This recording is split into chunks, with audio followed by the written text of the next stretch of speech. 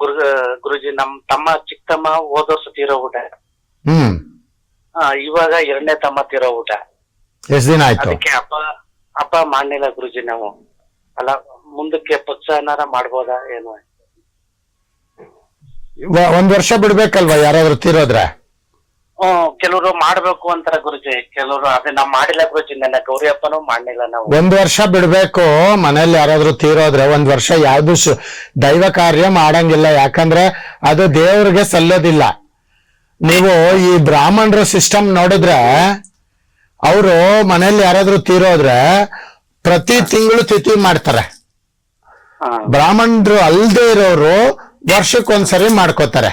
ಅರ್ಥ ಆಯ್ತಾ? ಇದ್ರ ಅರ್ಥ ಏನಪ್ಪಾ ಅಂದ್ರೆ ಪ್ರತಿ ತಿಂಗಳು ಅವ್ರಿಗೆ ಮಾತ್ರ ಆ ಒಂದು ಪೂಜೆ ಸಲ್ಲಬೇಕು ಅಂತ ಅರ್ಥ ಅಲ್ವಾ? ಹಂಗಾಗಿ ಒಂದು ವರ್ಷದವರೆಗೂ ಏನು ಕಾರ್ಯ ಮಾಡಂಗಿಲ್ಲ. ಮತ್ತೆ ತಿಥಿ ಮಾಡಿದ್ಮೇಲೆನೆ ಮತ್ತೆ ಇನ್ನು ಶುಭ ಕಾರ್ಯಗಳಾಗ್ಲಿ ಈ ಹಬ್ಬಗಳಾಗ್ಲಿ ಮಾಡ್ಬೇಕು ಅನ್ನೋದು ಆಚಾರ. ಅದನ್ನ ಬಿಟ್ಟು ನೀವು ಏನು ಫಾಲೋ ಮಾಡಕ್ ಹೋಗ್ಬೇಡಿ. ಆಯ್ತು ಗುರುಜಿ. ಒಳ್ಳೇದಾಗ್ಲಿ.